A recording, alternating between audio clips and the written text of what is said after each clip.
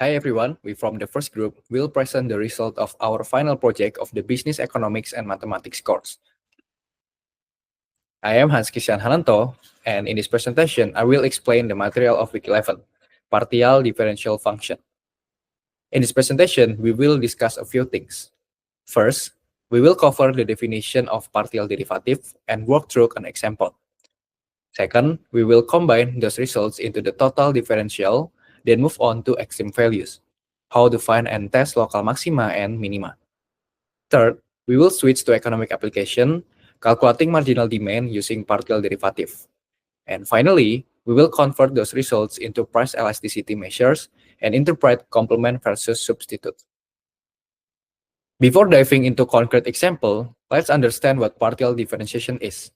It is the method we use to compute the derivative of a function that depends on more than one variable. The key idea is we hold one variable constant and observe how the function changes when the other variable changes slightly. Partial differentiation is extremely useful in economics, where outputs often depend on several inputs at once. We begin with partial differential. Observe this function. So, how do we compute the partial derivative of this function? Let's start with the derivative with respect to x. We use the power rule. The first partial derivative with respect to x is obtained by differentiating x cubed to x3 squared, treating 5z squared as a constant so it becomes a 0. Differentiating min 4x squared c to x minus 8xc and differentiating min 6xc squared to min 6c squared. The terms xz and minus 7s contain no x, and those also become 0. Once we have fx, the partial derivative with respect to z. With the same way, we obtain 10z minus 4x squared minus 12xz plus 8. With both fx and fc in hand, we can form the total differential. The total differential function is as follows. dy equals f sub x times dx plus f sub z times dz. So the expression is fx dx is the contribution to dy from a small change dx, and fz dz is the contribution to dy from a small change to dz. And once we have constructed the total differential, the next step is to find the stationary point where the function stops changing in any direction and potentially has a maximum or minimum value. Next is stationary point. The function y equals fxz will reach an extreme point if f sub x equals 0 and f sub z equals 0 too. We solve these two equations simultaneously to find xz points where the surface has horizontal tangent planes in both directions. Next is to test the second derivative. The second derivative has a formula that determines the maximum or minimum value, like this. Maximum if sub x is negative and f sub z is negative or less than 0. And minimum if f sub double x is positive and f sub double z is positive or more than 0. If we're using the previous function, then the second derivative is as follows. We use the power rules too.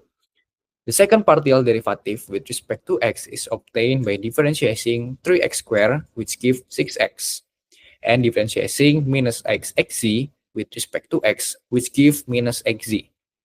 The term minus 6z squared becomes 0.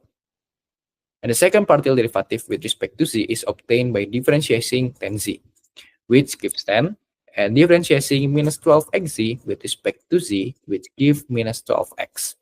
The remaining terms are 0.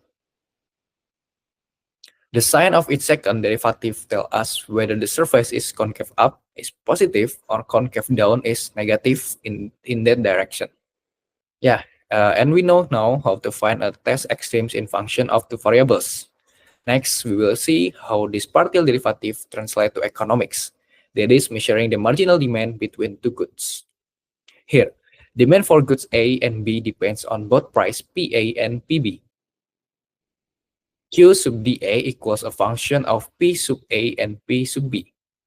Q sub dB equals a function of P sub A and P sub B. Now that we have defined the demand function, we can examine how a small change in each price affect demand. First, let's focus on each good on price sensitivity by taking the partial derivative with respect to its own price. The partial derivative of Q sub dA with respect to P sub A, this tells us how a demand changes when its own price moves slightly, holding PB fixed. Next, having seen how a demand reacts to its own price, we turn to cross price effects, how a demand responds when B price moves. The partial derivative of Q sub dA with respect to B to P sub B, this measure A's demand sensitivity to change in B price, our cross demand effect. Once we have calculated marginal demand, there is the change in absolute demand with respect to price change. We will convert it into a percentage measure using price elasticity. Just like marginal demand, price elasticity also has on price and cross price. The formula is as follows. For on price, the function is eta AB equals the partial derivative of Q sub dA with respect to P sub B times P sub B over Q sub dA. Having defined on price elasticity, which measures the percent change in demand for A from a 1% change its own price. We now turn the cross price elasticity to see how A demand responds in percentage terms to A 1% change in B price. The formula is as follows. ETAB equals the partial derivative of Q sub dA with respect to P sub B times P sub B over Q sub dA. So, the interpretation is, if ETAB is less than 0, the goods A and B are complements, and if the ETAB is more than 0, goods A and B are substitute. Let's work through a very simple example step by step. We have this function. First, we compute the partial derivative with respect to x and z. Partial with respect to x, so we treat z as a constant. The derivative of x squared is 2x. We use the power rule here. The term min 4x differentiate to min 4. The term z squared, 2z, and plus 1 contain no x, so they go to 0. Thus, fx equals 2x min 4.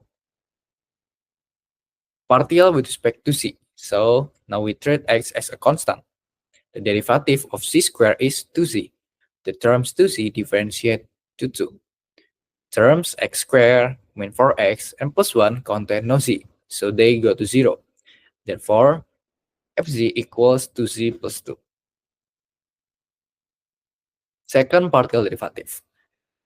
Next, we check the second partial derivative, which tells us about concavity in its direction. When we check second derivative with respect to x, we need to take derivative of fx equals to x min 4 with respect to x. So f double x equals 2.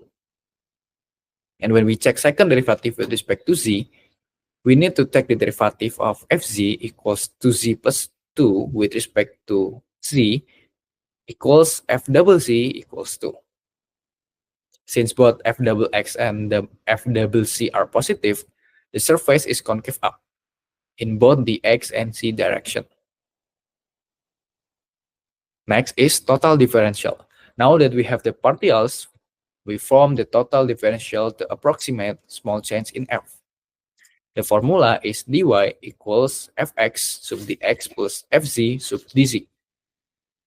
After that, we need to substitute our expression for fx and fz to dy, so that dy equals open parenthesis to x minus 4 close parenthesis dx plus open parenthesis 2z plus 2 close parenthesis dz. This tells us how much f changed when x changed by a small amount dx and z by dz. And the last is to check the stationary point. And finally, we find the stationary point by setting the first partials to 0, then use the second partials to classify it. Set fx equals 0. So in this condition, we gain x equals 0. Second, set fz equals 0. And in this step, we gain z equals minus 1. So the conclusion is the stationary point is xz equals 2 minus 1. So we found f double x equals 2 is more than 0 and f double c equals to more than 0 too. So we can say both second partials are positive. So the function is concave up or positive in both direction at the stationary point at 2 minus 1. Therefore, 2 minus 1 is a local minimum. That's a wrap. Thanks for your attention, and let's move on to the next presentation. Okay, hi. Let me introduce myself first. My name is Reva Mutia, and you can call me Reva. I'm from MBA 48 class A. I'm gonna explain my final project, Mathematics and Economy Group 1. Group 1, and this is my group members. I'm gonna explain the linear function.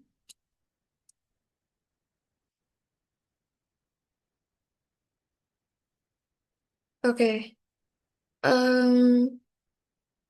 So linear function is a function that can be written in the form like this. General form is y equal m multiply x plus b, and where is m is a slope, and b is y-intercept.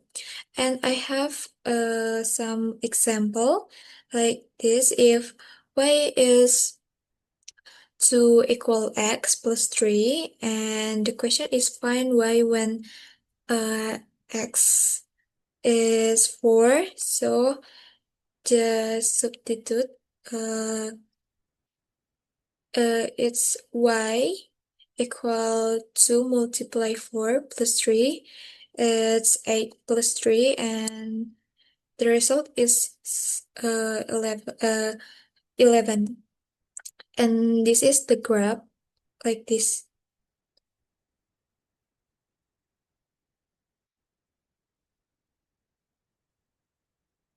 Okay, I'm gonna next.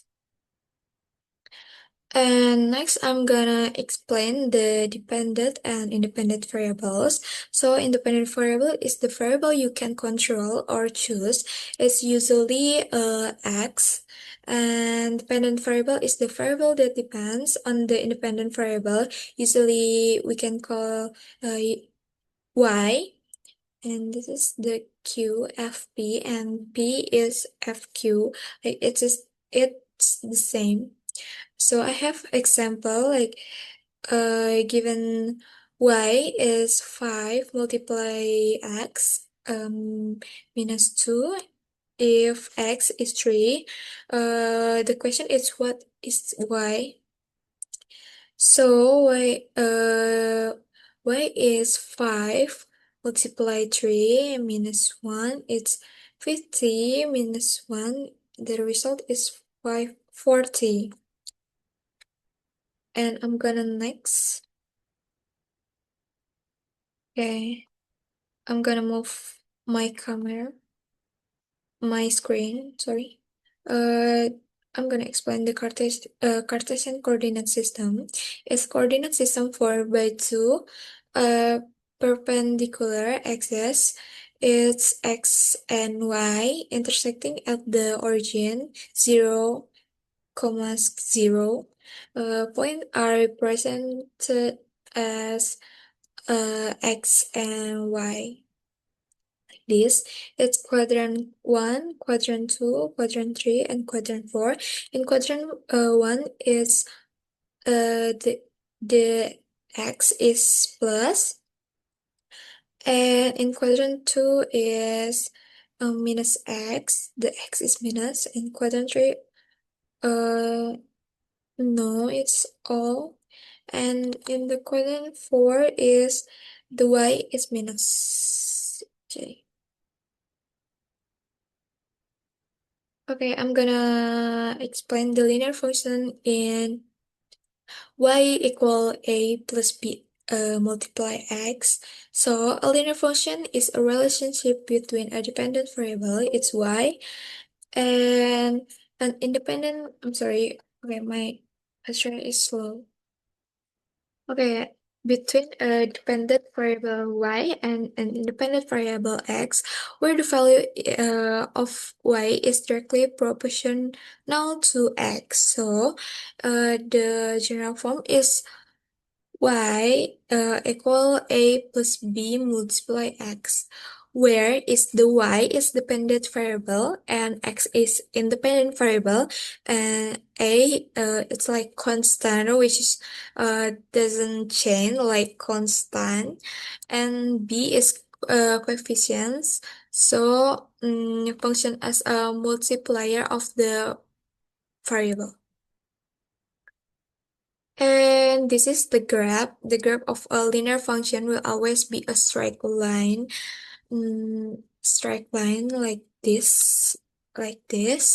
And intersection point, a point A is the intersection with the y-axis, and x is 0. The intersection point with the x-axis is when y is 0.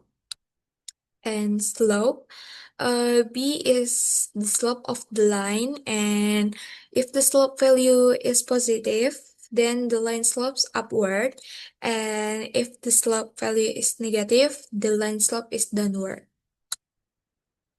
Okay, I have four slopes, different slopes.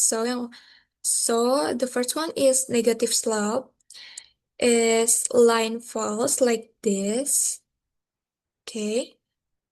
And positive slope is line rises like this. Zero slope is horizontal like this. And undefended is like have a vertical line like this. Like this. Okay. Okay, next, linear equation from 2 points. So formulating linear equation involves finding the equation of a line using known points or slopes.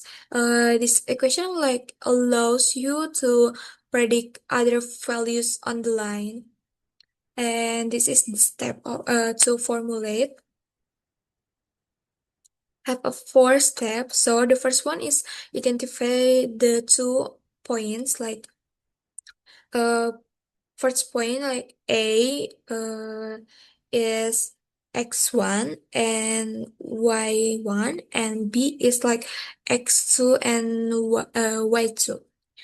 Then calculate the slope, use this formula like M is y2 minus y1, like x2 minus x1 like this. And use the point slope formula like this. Yes, it's the same. And 4 is simply the equation into slope intercept form. Use this formula. Okay. Next, like this, you can see in here where is the final, and this is the graph.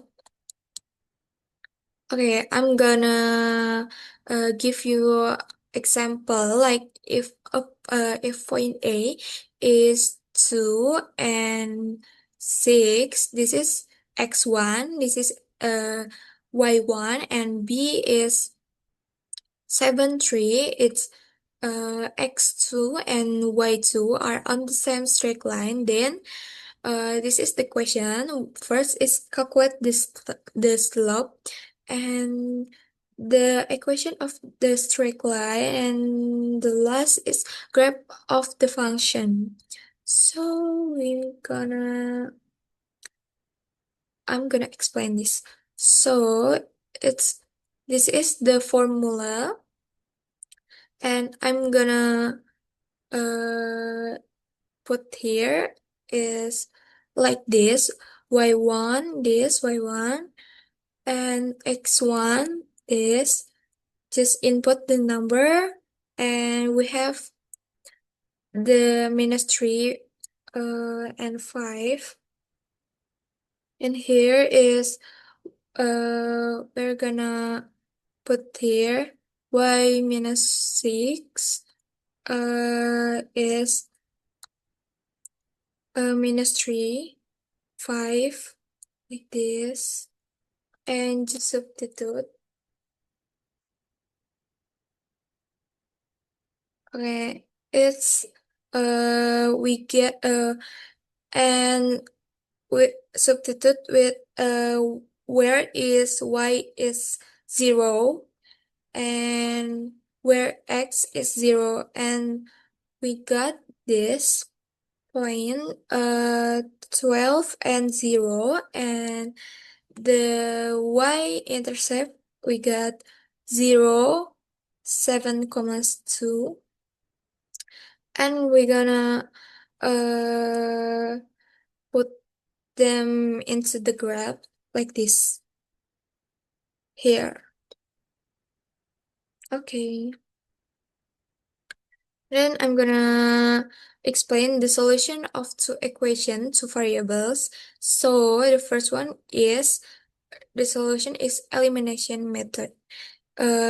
It can solve one equation for a variable and substitute into the other one. And the second solution is substitution method. It make coefficients equal and eliminate one variable. Okay, this is the elimination method. The elimination method is a technique used to solve a system of linear equation by adding or subtracting the equation to eliminate one of the variables. So it making it easier to solve the remaining the variable. We have this example like this: 2x plus 3y equal 12, and it's the one, and the 2 is 2x minus y equal 4. So step 1 is eliminate the x like this. It's eliminate like I'm gonna just minus, and this is the result is we have y is 2. Step 2 is substitute y as 2 into the original equation. So we should choose the one equation and substitute the y. Y is 2 we got from here. I'm gonna use the first equation, so the original equation. So we're gonna substitute 2x plus 3 y, and the y is 2. Substitute, and the result is 12. And not it's equal 12, so the result is 3. The x is 3, so final answer is x equal 3, and y we got from here is equal to. Yeah, it's so easy. Okay, I'm gonna next. Oops. Sorry. The substitute method, like the before, is a technique used to solve a system of linear equation by solving one of the equation for one variable and then substituting that expression into the other equation. So, same like before.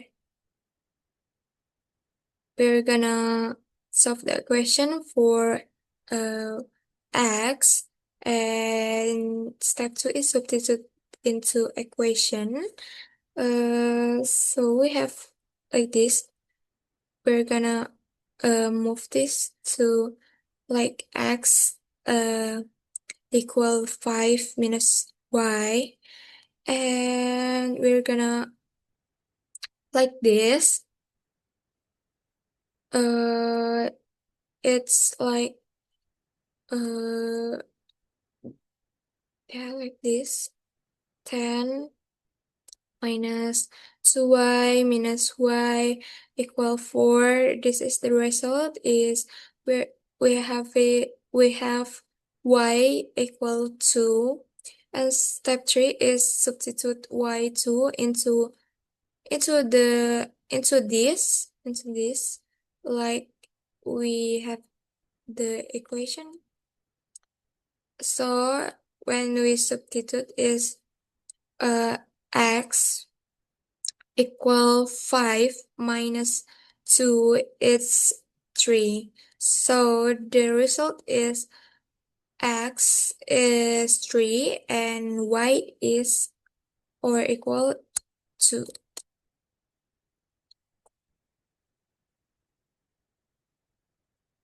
So, and the last one is relationship of two straight lines. So, two linear equation is y1 is equal a0 plus a1x. Y2 is b0 plus b1x. The possibilities are parallel. The first one is parallel, and the second one is coincidence. Coincide, and the third is intersect, and the fourth is intersect perpendicular. So this is the graphs. It's always a straight lines, because linear function always straight lines. So, okay. Thank you all. Bye-bye. In the next material about quadratic function, I will explain the basic of quadratic function. The quadratic function f is defined by fx equals ax squared 2 plus bx plus c with I, b, c being real number is called a quadratic function.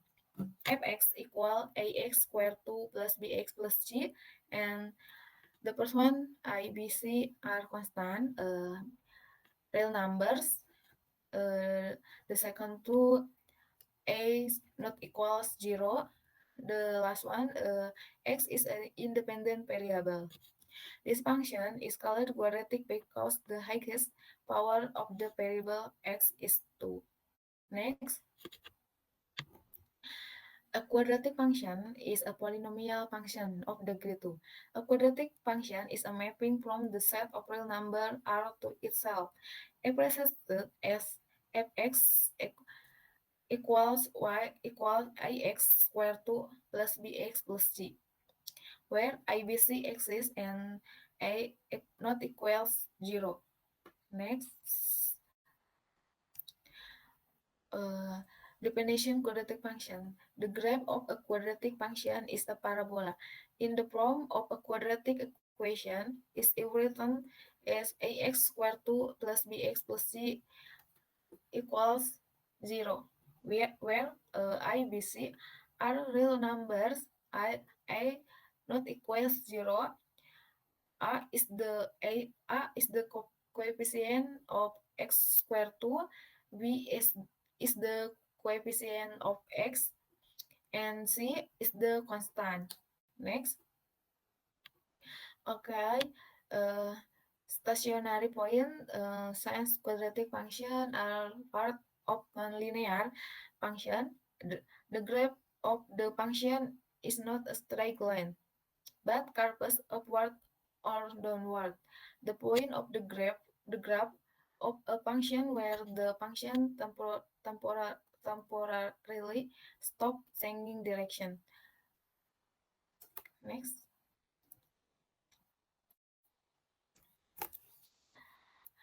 Using the discriminant and ABC formula, the quadratic function is now as follows: fx equals 3x squared 2 minus 6x plus 2 pi.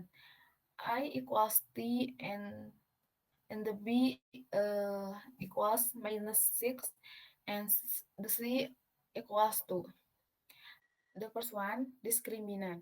D equals b squared 2 minus 4ic equals bracket minus 6 squared 2 minus 4 times 3 times 2 equals 36 minus 24 and equals 12. Next, the second two is excess of symmetry. X equals minus b fraction 2a. X equals minus bracket minus 6 fraction 2 times 3 and x equals 6 fraction 6 and the n x equals 1. Next, you, the third one is extreme value. Fx equals 3x squared 2 minus 6x plus 2. Finding the point on the axis. X equals minus b fraction 2a. X equals minus bracket minus 6 fraction 2 times 3 and equals 6 fraction 6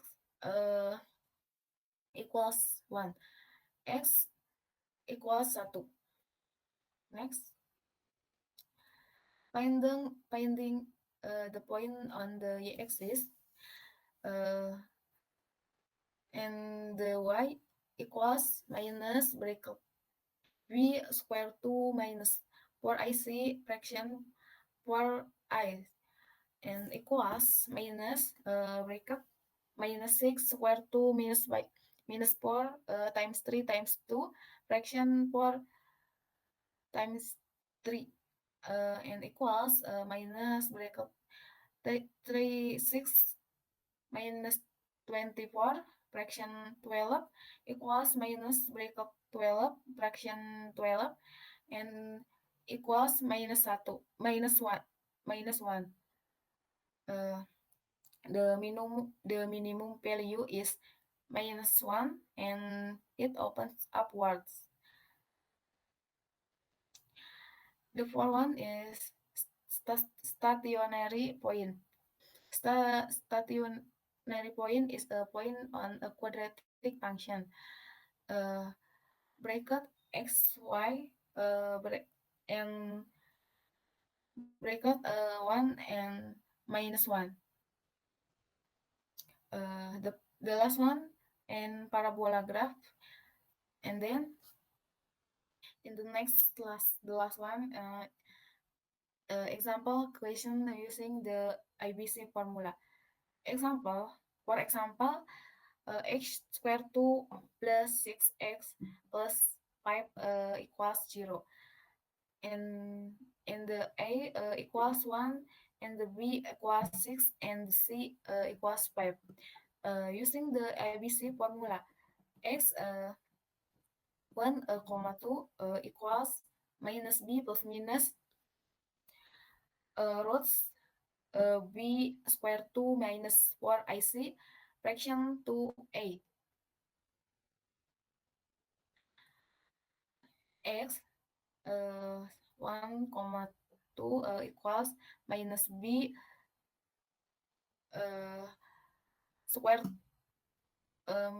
minus b plus minus roots 6 square 2 minus 4 times 1 times 5, fraction 2 times 1. Substitution. Okay, next.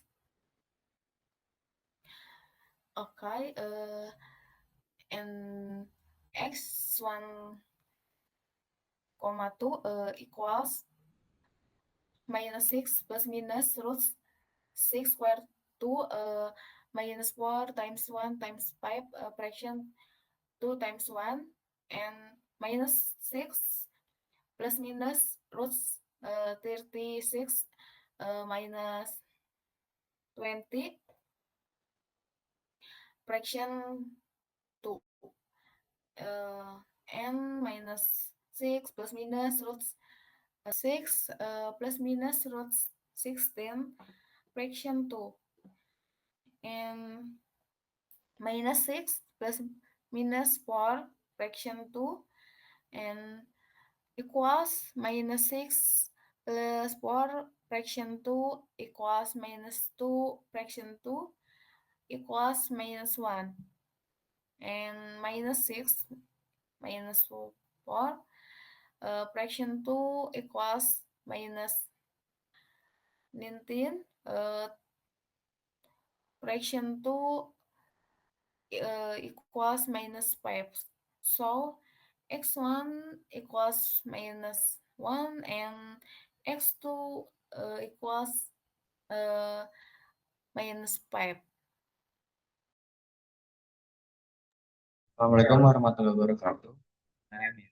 I'm gonna explain about application linear function in linear functions are widely used in business to model relationships between two variables that change at a constant rate. The general form of a linear function is y equals mx plus b. On this slide, we have a problem statement. A company sells its product for $15 per unit. The company's fixed costs are 5,000 per month. And the variable cost on it is $50. We need to recreate a linear function to model the total production cost and calculate the total cost of the company and sells 100 units of the product. To the left, you can see the given theory layout. The selling price per unit is $50 and the fixed costs are $5,000. And the variable cost per unit is 20. We're looking at a scenario where 200 units are produced. Below that, under required, we have two main tasks. The first one, we need to define the linear function for the cost. The second, and using that function, we'll calculate the total cost when 200 units are produced. First, we address constructing the linear cost function. As you can see, the total cost function is derived by taking our fixed cost and adding the product of the variable cost and the number of units.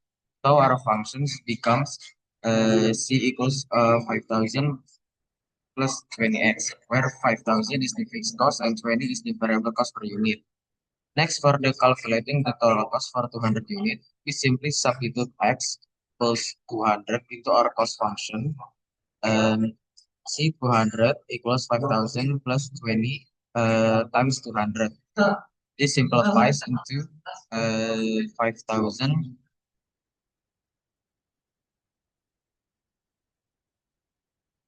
This simplifies to 5,000 plus 4,000, which gives us total cost of 9,000.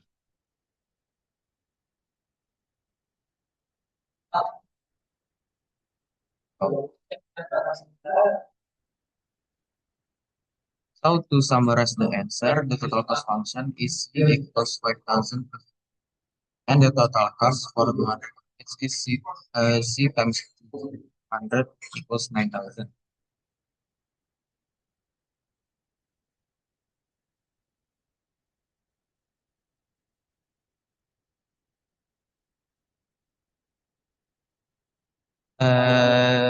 What is the break-even point? The break-even point is the level of sales at which a business total revenue equals its total cost. At this point, the business does not make a profit or a loss. It simply breaks even. In other words, it's the number of units a company needs to sell in order to cover all its fixed and variable costs.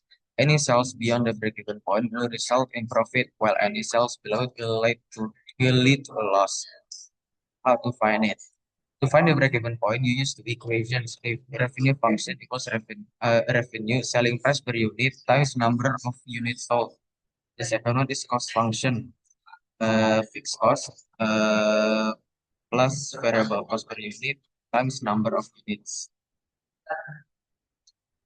Uh,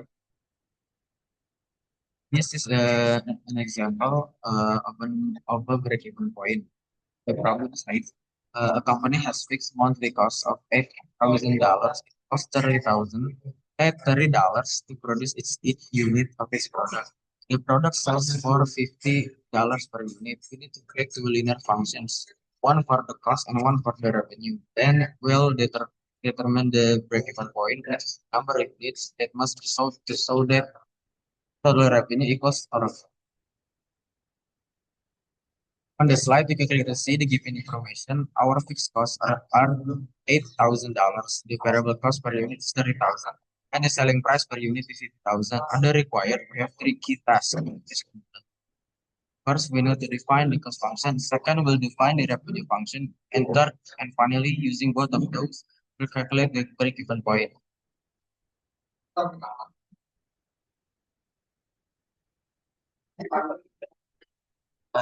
Let's look at the solution for our break-even analysis example. First, for the cost function, as per our given information, we combine the fixed cost of $8,000 with the variable cost of $30 per unit.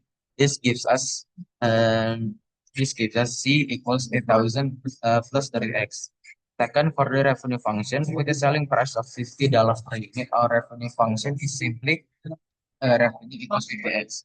Finally, to find the break-even point, we set the cost function equal to the revenue function, and then we subtract the 30x for both sides, leaving us with 8,000 equals 20x. Then we divide both sides with 20 to solve for x, which gives us x equals 400. So the answer is our cost function is C equals F 8,000 plus 30x. Revenue function is equals 50x, and the break-even point is 400 units.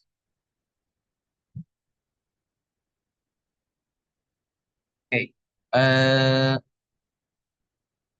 This is an example about the revenue function. You make handmade greeting cards, selling each for $5. The material costs $2 per card, and you have a fixed cost of $10 per week for supplies. The main question posed in this problem are what is your total revenue if you sell 10 cards this week? What is your total cost to make and sell 10 cards this week? And ultimately, what is your profit or loss? On this slide, we are addressing the first part, first total revenue. To calculate this, it's quite straightforward. You simply multiply the selling price per card by the number of cards. So the calculation is $5 per card multiplied by 10 cards, which gives us a total revenue of $50.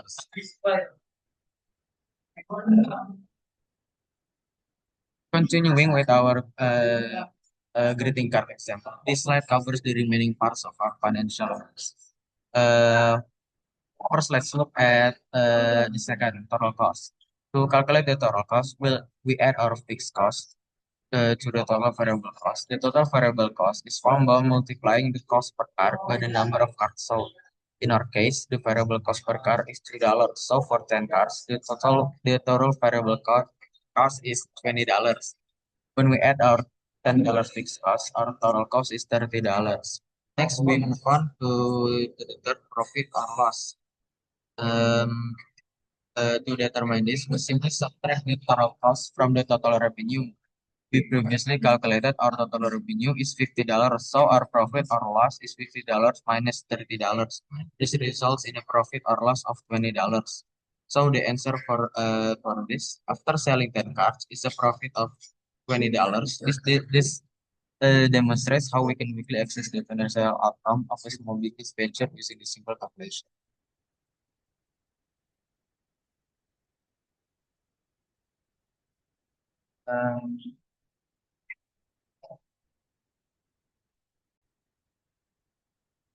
Okay, that's all from me for the application linear functions in business. Thank you. My name is Nandisa Shafiq, and today I will be explaining the topic of metrics and how we use them in mathematical economics.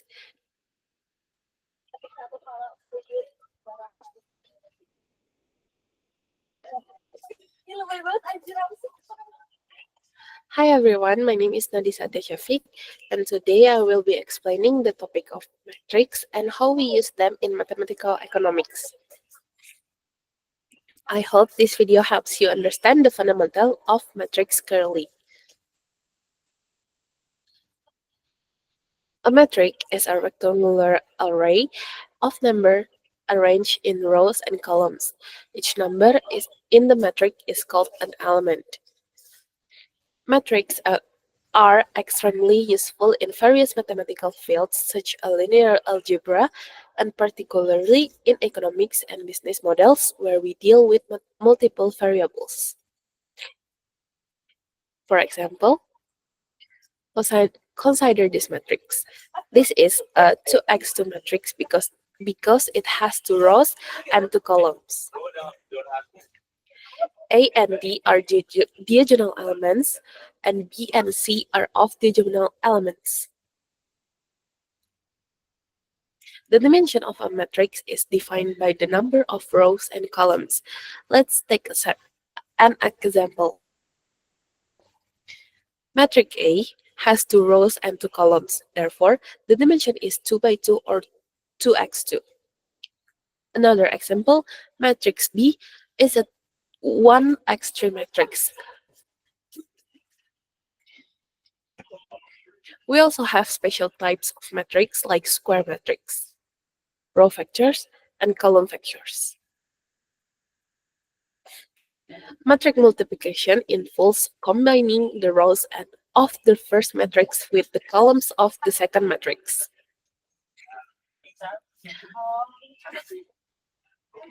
Let's go through an example.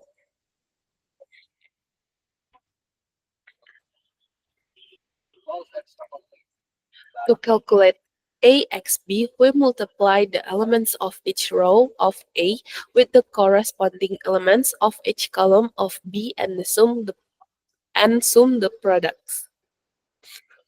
For instance, first element 1x5 plus 2x7. Second element 1 multiply 6 plus 2 multiply 8. Third element 3 multiply 5 plus 4 multiply 7. Fourth element 3 multiply 6 plus 4 multiply 8. So the product metric is 19 and 22, 40, 43, and 50.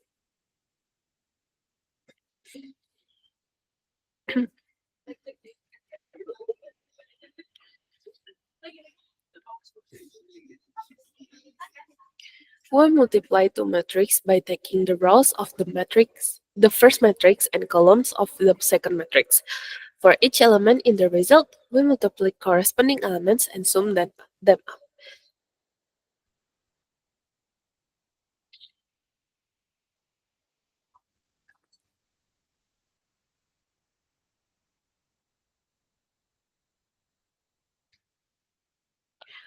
Next is transpose matrix. The transpose of a matrix is formed by swapping the rows and columns of the original matrix. If a matrix is named A, then its transpose is right as AT.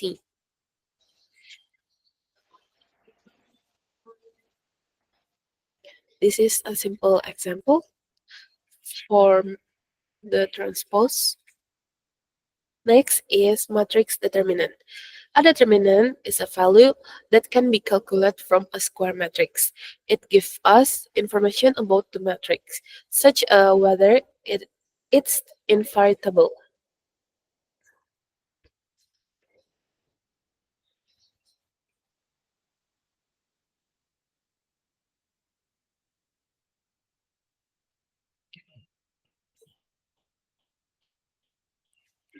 For example,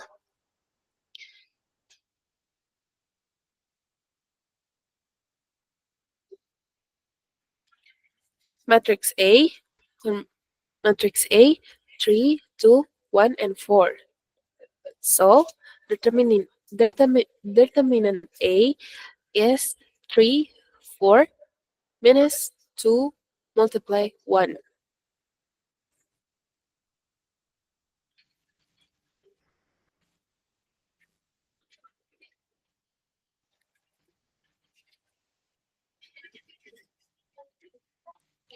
Next is adjoint matrix.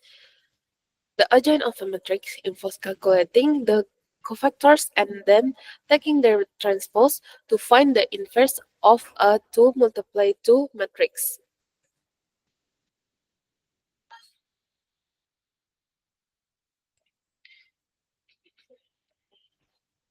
This is a simple example for adjoint matrix.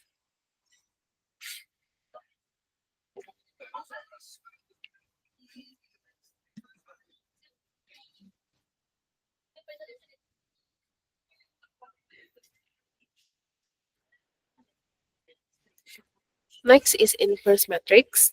Inverse matrix definition: the inverse of a matrix A is another matrix that, when multiplied by A, result in the identity matrix.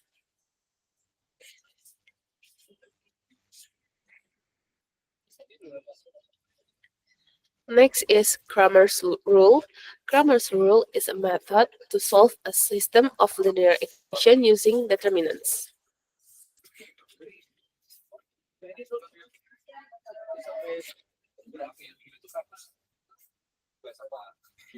That's the end uh, of presentation on matrix.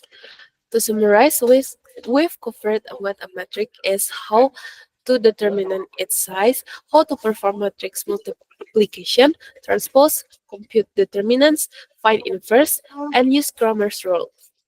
Matrix are powerful tools not only in mathematics but also in economics, computer science, physics, and many other fields.